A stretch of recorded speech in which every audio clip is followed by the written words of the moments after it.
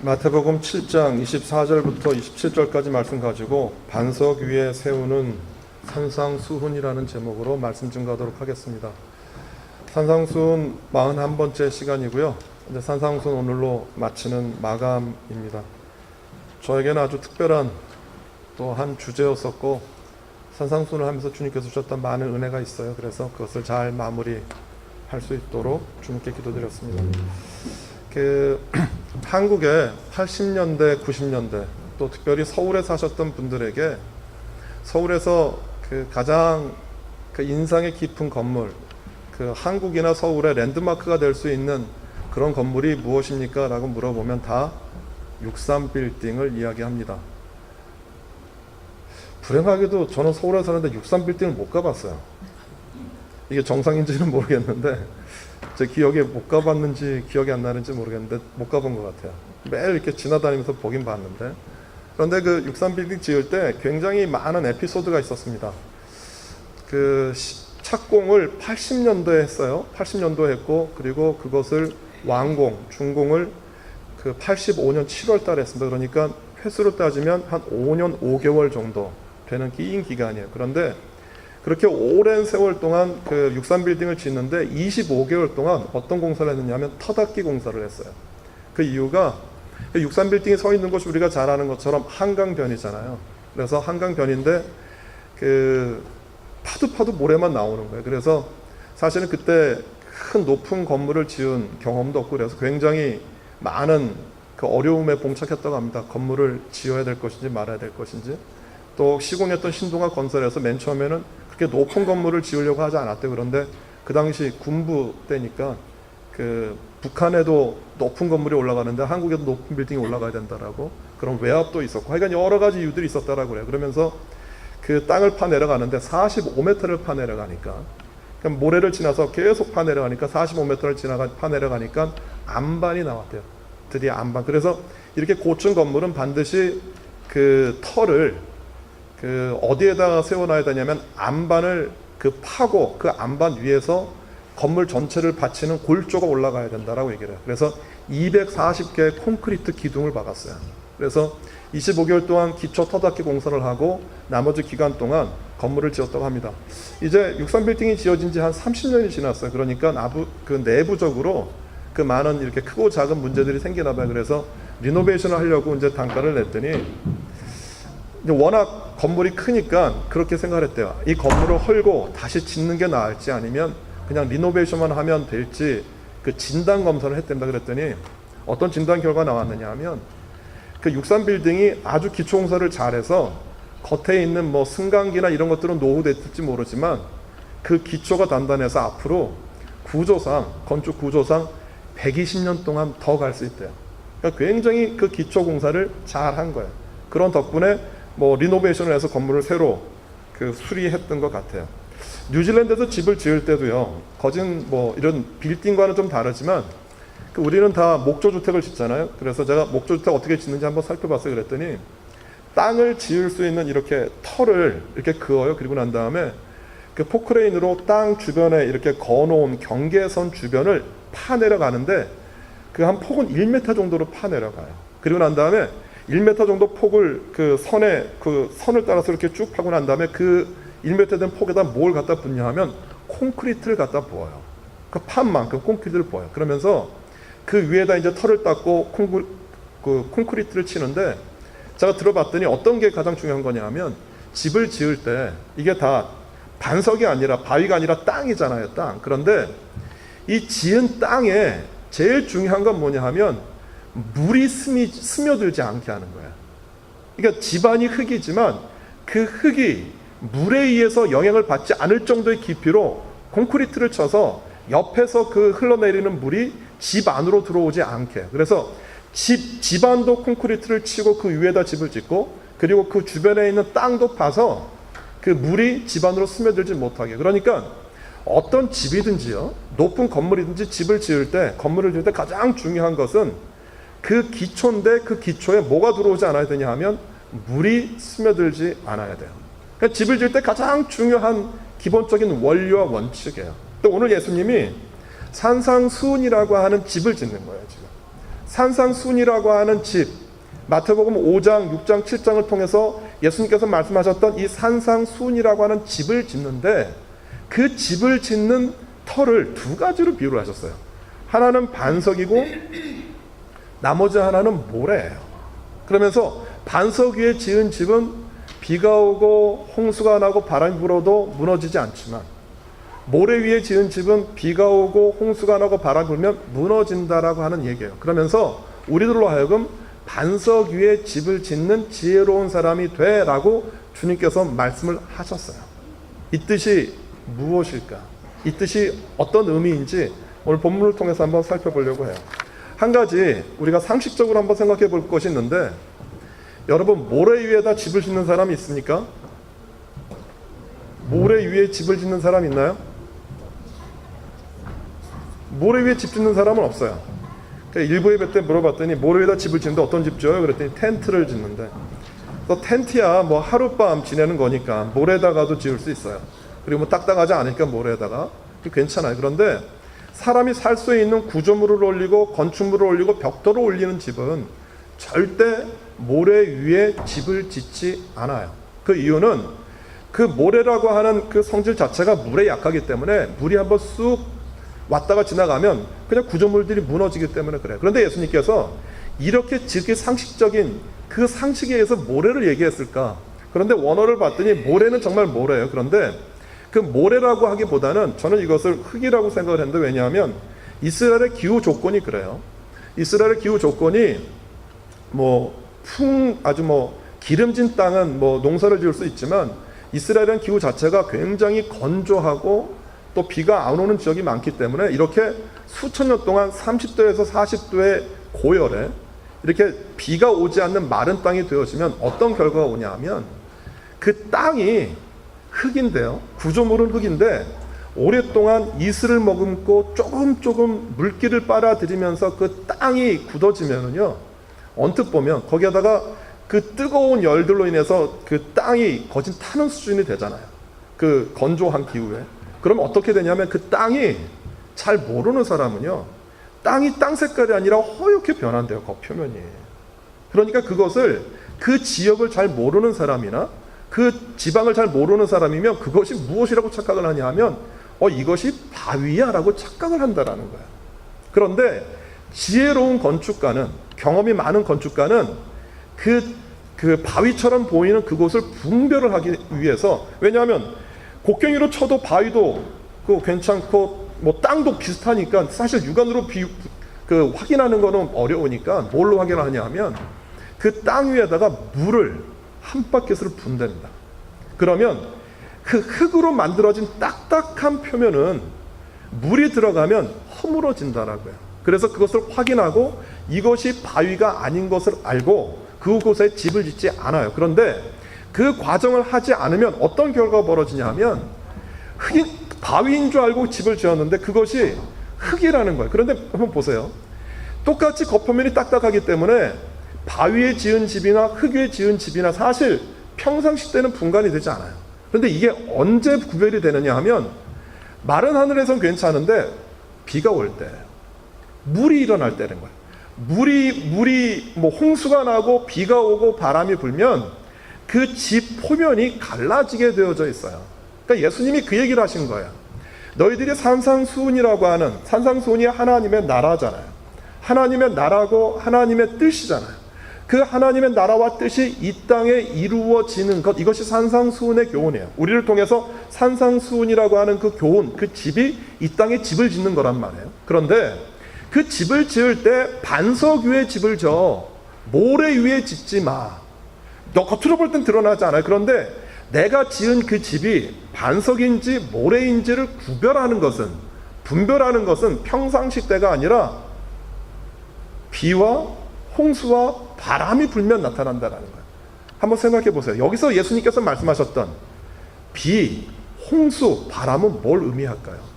이건 분명히 밖에서 일어나는 현상이에요. 자연현상이고 재해이기도 해요. 그런데 이것이 저는 그렇게 생각했어요.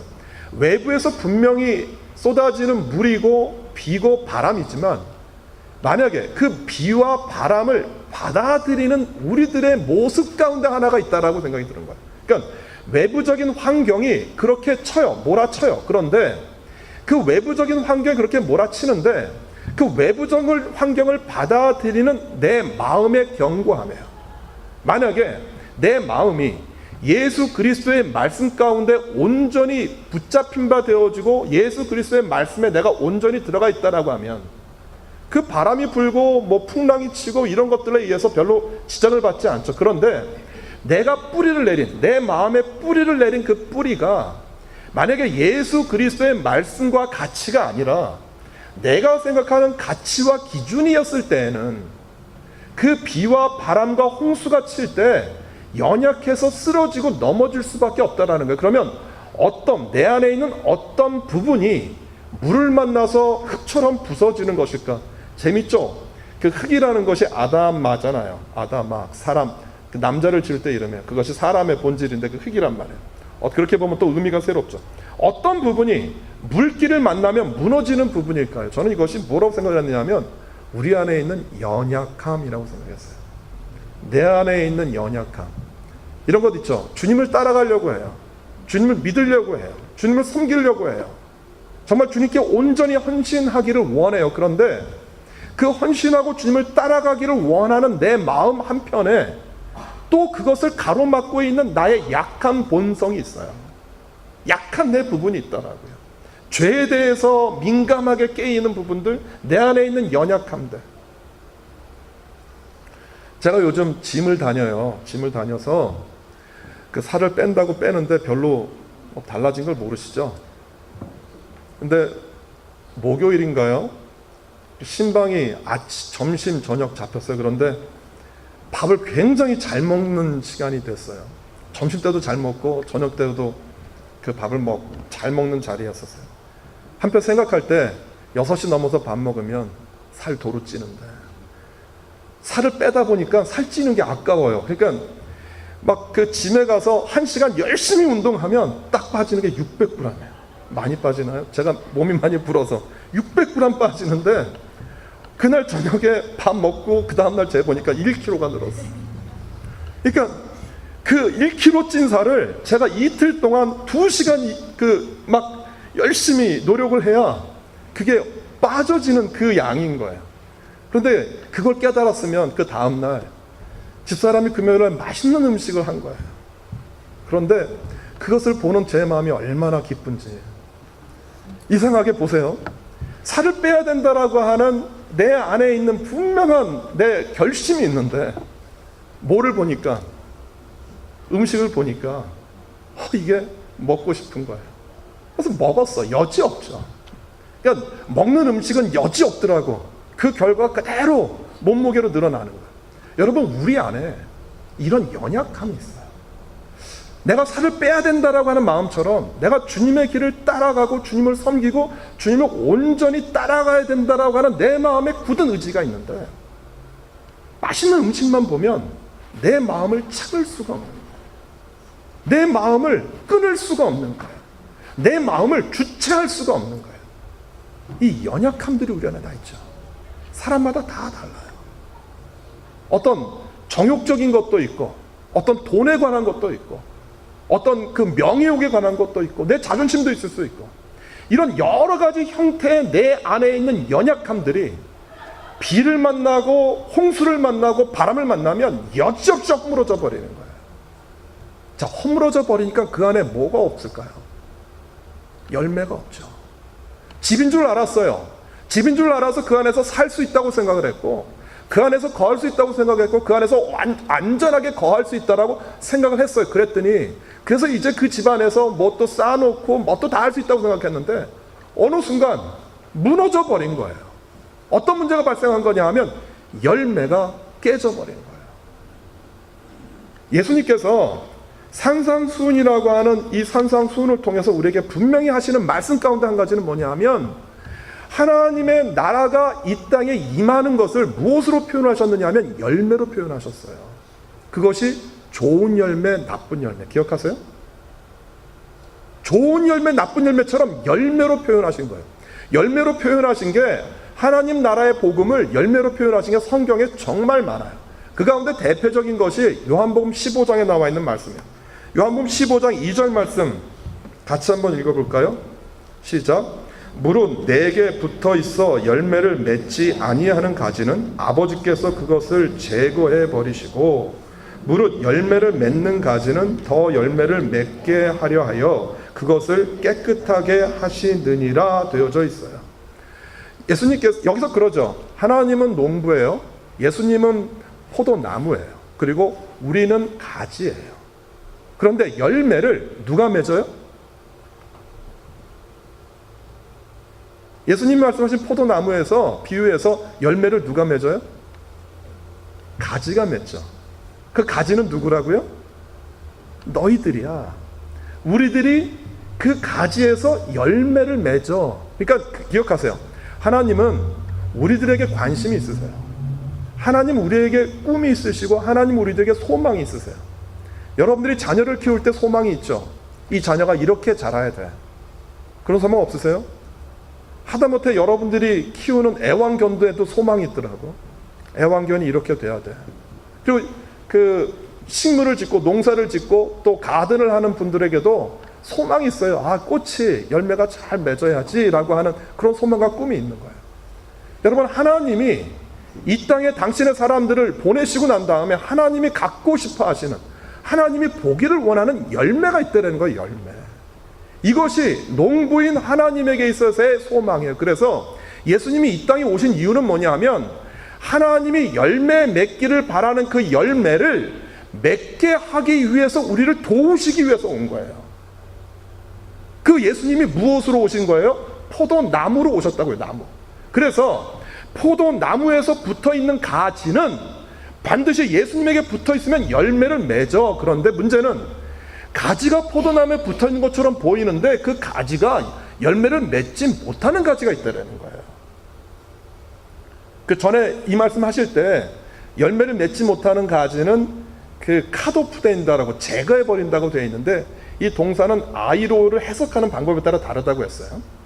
그 제거한다라는 말이 컷오프라는 말이 아이로에서 나온 말인데 그 아이로 안에 컷오프라는 뜻이 제일 많이 쓰여져 있고요. 그 다음 두 번째 용례로 어떤 게 있느냐면 raise up 하는 게 있어요.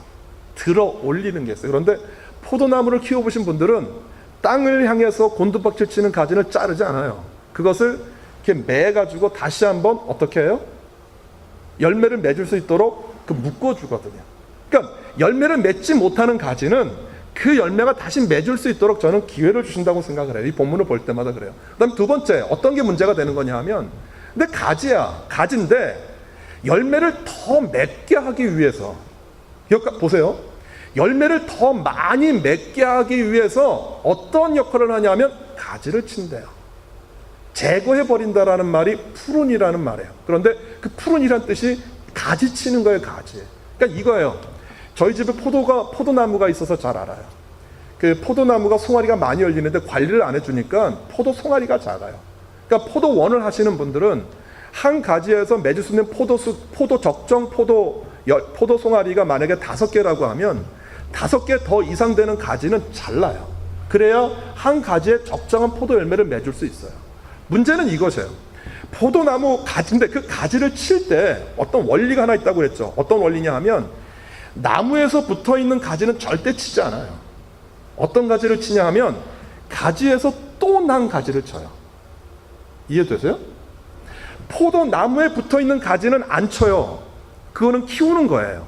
그런데 가지를 칠 때 어떤 가지를 치냐 하면 가지에서 뻗고 가지에서 또 뻗은 가지를 쳐요. 무슨 얘기냐 하면 예수님께 뿌리를 내린 것은 우리가 자를 게 아니고요. 그 열매를 더 풍성히 맺기 위해서 우리가 차야 되는 가지는 어디에서 나온 가지냐면 내 안에서 나온 가지예요. 내 안에서, 내 속성에서, 내 죄된 성품에서 나온 그 가지를 자르겠다라고 얘기를 해요. 그것을 자르지 않으면 좋은 열매를 맺을 수 없어 라고 얘기를 하는 거예요. 좋은 열매를 맺을 수 없어. 아까 말씀드렸던 것처럼 산상수훈이라는 그 교훈을 통해서 예수님이 우리들에게 하나님의 풍성한 열매를 맺기를 원하시는 거예요. 그런데 그 풍성한 열매를 맺으려고 하는데 그 열매를 맺을 수 없는 내 안에 있는 죄성과 내 안에 있는 연약함과 내 안에 있는 게으름과 내 안에 있는 나탐이 있다라고 하면 오늘 주님께서 요한복음 15장에서 뭐라고 얘기를 하시는 거냐면 그것을 내가 자를게 라고 얘기를 하는 거예요. 자를게. 이것이 잘려져야 하나님의 풍성한 열매가 우리 가운데 맺힐 수 있다라고 하는 것이에요. 이것이 계속해서 자라기 때문에 우리 안에 결국은 무엇이요? 하나님께서 원하지 않는 다른 것들을 우리 안에 맺히고 열매를 맺게 되어져요. 그리고 오늘 이 반석이라고 하는 이 본문이 우리에게 시사해 주는 바가 또 하나 있죠. 주님께서 그 산상순이라고 하는 교훈을 반석에다 짓는다고 얘기했어요. 그래서 제가 이 말씀 곰곰이 묵상하다가 성경에 바위라고 하는 굉장히 중요한 가르침을 예수님께서 베드로에게 하셨어요. 마태복음 16장 18절에서 19절 말씀 같이 한번 읽어볼까요? 마태복음 16장 18절에서 19절. 또 내가 내게 이르노니 너는 베드로라. 내가 이 반석 위에 내 교회를 세우리니 음부의 권세가 이기지 못하리라. 내가 천국 열쇠를 내게 주리니 내가 땅에서 무엇이든지 매면 하늘에서도 매일 것이요 내가 땅에서 무엇이든지 풀면 하늘에서도 풀리리라 하시고, 주님께서 이 땅에 오셔서 우리 가운데 열매를 맺기를 원하신다고 말씀드렸잖아요. 이것이 우리 개개인에게 맺히는 열매. 그리고 또 하나, 예수님께서 이 땅에 맺혀지기를 원하시는 열매가 있었어요. 그 열매가 뭐냐 하면 교회예요. 그런데 교회라고 하는 하나님이 바라시는 열매를 어디 위에다가 세우신 거냐 하면 베드로가 고백한 신앙 고백이에요. 그 신앙 고백이 뭐냐 하면 주는 그리스도시요 살아계신 하나님의 아들입니다 라는 고백이에요. 주는 그리스도 나의 주인이시고 살아계신 하나님의 아들입니다 라고 하는 그 고백이에요. 저는 이것이 무엇이라고 생각을 하냐 하면 씨앗이라고 생각을 해요. 산상수훈이라고 하는 그 가치를 이 땅 위에 세우셨던 것처럼 뭐냐 하면 예수님께서 교회라고 하는 그 씨앗을 어디에다가 세워놓냐 하면 베드로가 고백했었던 신앙 고백, 그건 믿음이거든요. 주님이 나의 주인 된다라는 얘기고, 그리고 예수님이 살아계신 하나님의 아들입니다라고 하는 그 고백 위에다가 그 씨앗을 심어 놓으신 거예요. 그러면 그 씨앗이 심겨졌으면 이제 자라야 되는 터를 어떻게 얘기하신 것이냐면 이거 보세요.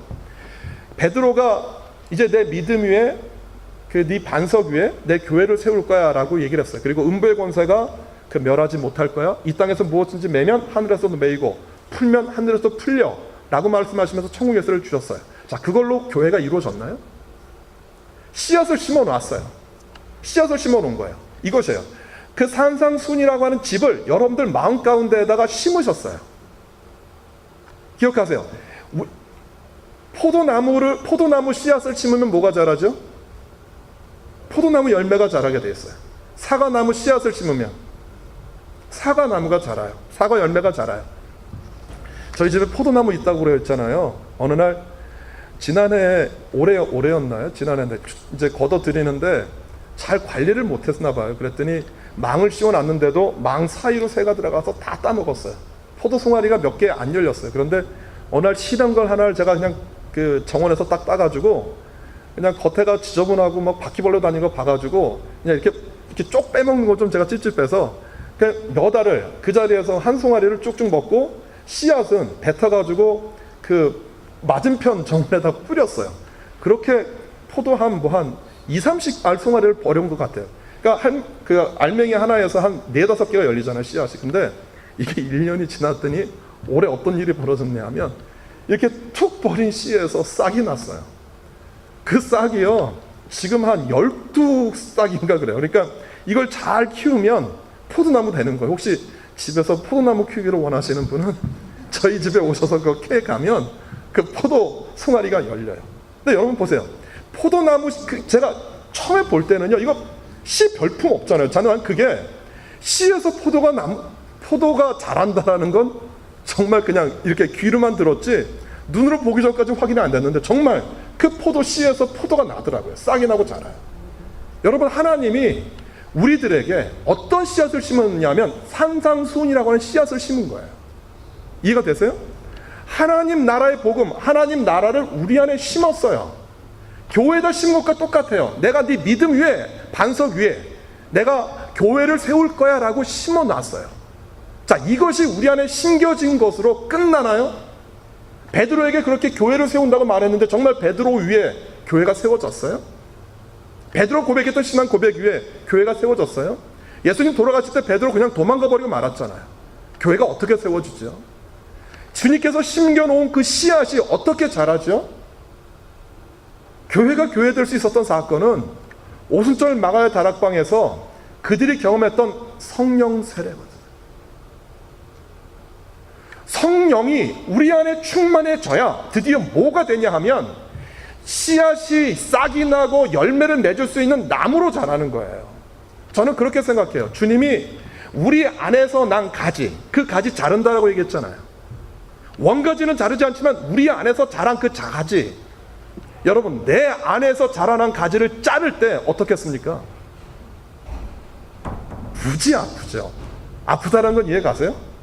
내 살에서 난 가지를 자르니까 굉장히 아프죠. 왜냐하면 내가 살아온 만큼 나와 함께 했거든요. 내가 살아온 30년, 40년, 50년, 60년, 70년만큼 나와 함께 자랐던 내 속성이고 내 연약함이고 내 성품이거든요.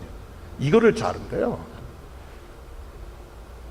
베드로의 신앙 고백을 했어요. 베드로의 신앙 고백 교회를 세웠어요. 그 베드로 도망가 버리고 말았잖아요. 그 교회가 어떻게 세워져요?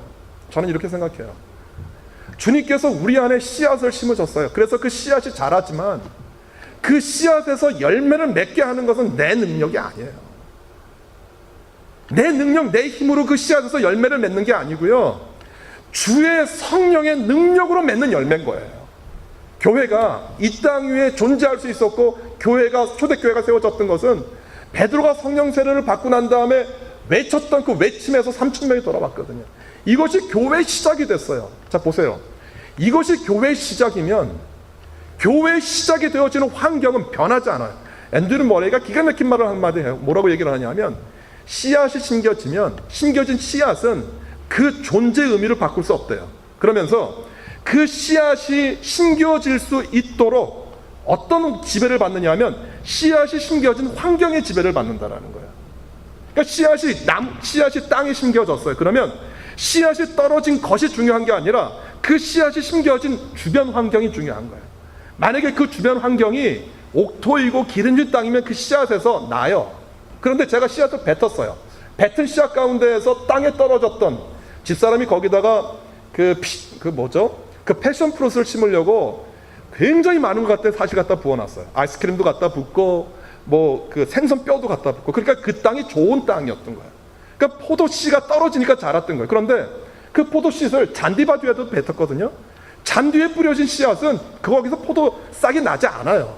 무슨 얘기냐 하면 하나님이 거룩한 그 산상수훈이라고 하는 복음의 씨앗을 우리에게 심겨지는데, 그 씨앗이 심겨지는 기반, 그 땅이 뭐가 돼야 되냐 하면 성령으로 충만한 땅이 돼야 되는 거예요. 그 씨앗이 내 약함 있잖아요. 나의 약함, 나의 상한 감정, 나의 아픈 감정, 나의 본성, 내가 생각하는 지식, 내가 생각하는 가치관, 내가 생각했던 모든 기준, 여러분 그 기준 위에 씨앗이 뿌려지면 씨앗이 죽어요. 씨앗이 죽는 게 아니라 자라질 못해요. 뭐 때문에? 주변 환경 때문에. 오늘 주님께서 반석과 모래라고 하는 두 종류의 그 땅을 비유하신 것은 다른 게 아니라 산상순이라고 하는 거룩한 씨앗이 우리 안에 심겨지는데, 그 씨앗이 주의 성령의 능력 안에서 심겨져야 된다는 거예요. 이것이 그 안에서 심겨져야 뭐가 자라냐 하면 열매가 자라죠. 여러분, 우리 예동교회 안에도 똑같은 이치죠. 저는 주님께서 우리 예동교회 가운데 당신의 거룩한 씨앗, 복음, 여기서 좋은 열매는 복음이라고 말씀드렸잖아요. 구원, 그거 심으셨어요. 저는 심었다고 생각해요. 이제 그 심어놓은 그 하나님의 말씀 안에서 자랄 수 있는 것은, 기반은 뭐냐 하면 우리들이 주의 영 안에 잠기는 거예요.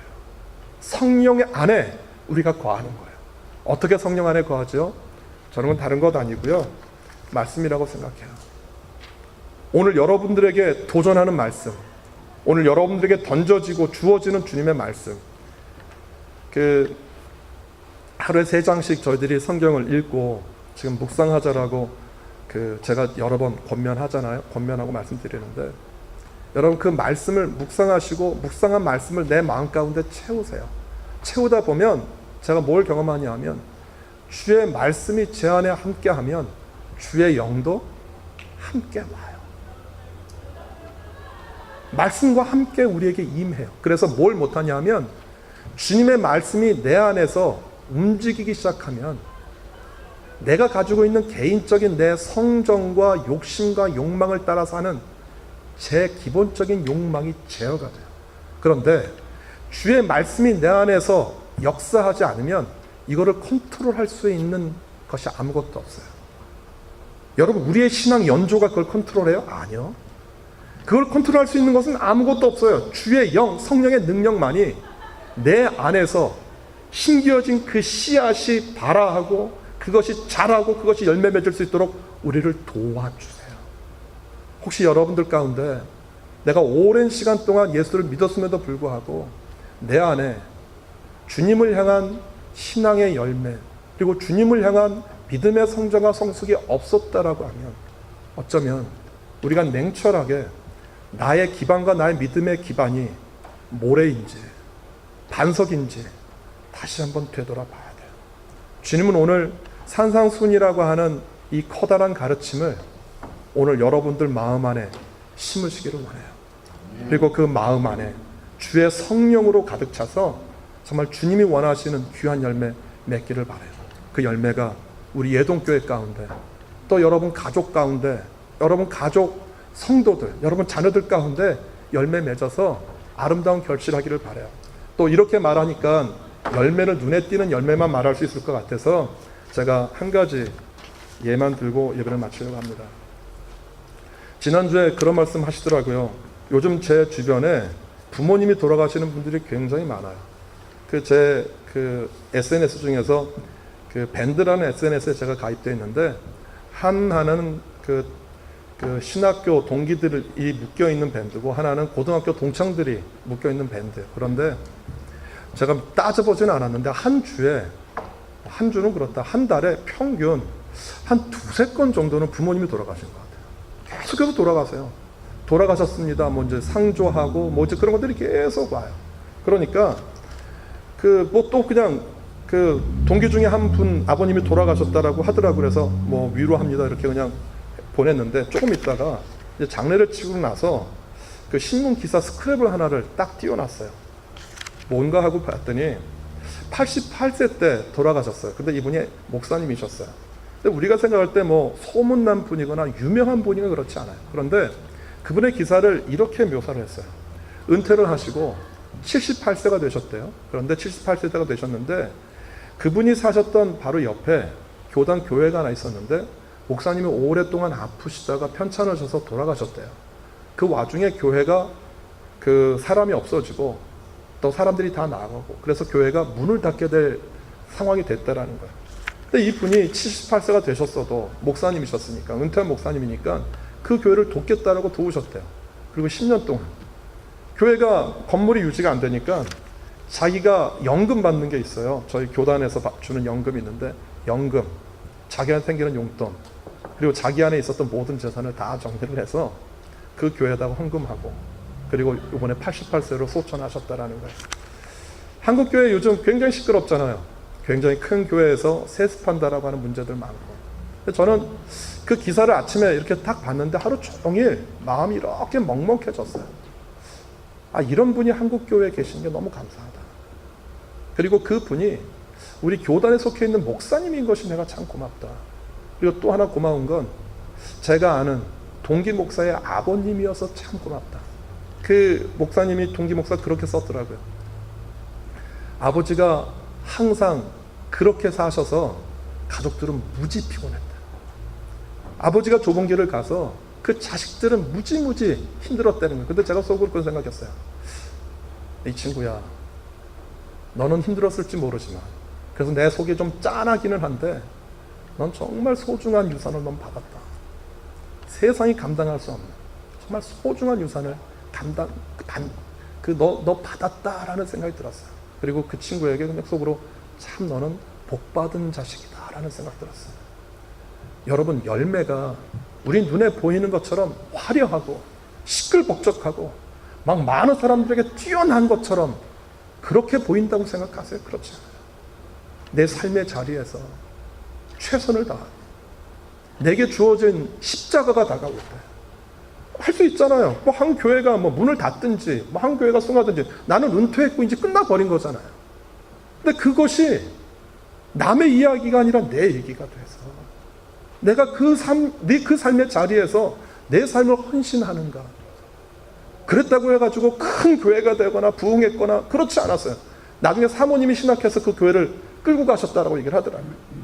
그러나 그것은 상관없이 내게 주어져 있는 내 선택의 영역 안에서 하나님이 내게 주신 그 사랑의 열매를 맺기 위해서 오늘도 주님과 함께 동행하고 주의 말씀 앞에서 씨름하고 내 안에 그 선한 영향력과 열매를 맺히기 위해서 애쓰고 노력하는 우리들 가운데 하나님께서 기쁘신 당신의 열매를 맺지 않으시겠어요? 산상수훈이 큰 거라고 생각하세요? 아, 이거 어마어마한 교훈이니까 나랑 상관이 없어. 그거 아니고요.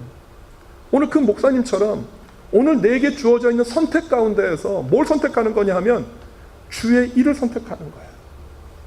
주님이 내게 주신 좁은 길 가는 거예요. 주님이 내게 허락하셨던 좋은 열매를 맺는 거예요. 예동교회가 그 일 같이 했으면 좋겠어요. 그리고 우리 모두가 함께 그 길을 가는 우리 사랑하는 공동체 되어지기를 주님의 이름으로 소원합니다. 기도하겠습니다. 예수님, 산상수훈을 마치게 해주셔서 감사합니다. 그리고 산상수훈을 통해서 우리들에게 아름답고 귀한 열매를 맺으라고 말씀해 주셔서 감사합니다. 이 시간에 고백합니다. 우리 힘으로는 어렵습니다. 내 힘으로는 맺을 수 없습니다. 주의 성령이신 우리가 말씀 읽을 때, 기도할 때 우리에게 찾아와 주셔서 주님이 말씀하시는 이 아름다운 열매 맺을 수 있는 우리 모든 공동체 될 수 있도록 주님 도와주시옵소서. 예수님의 이름으로 기도합니다. 아멘.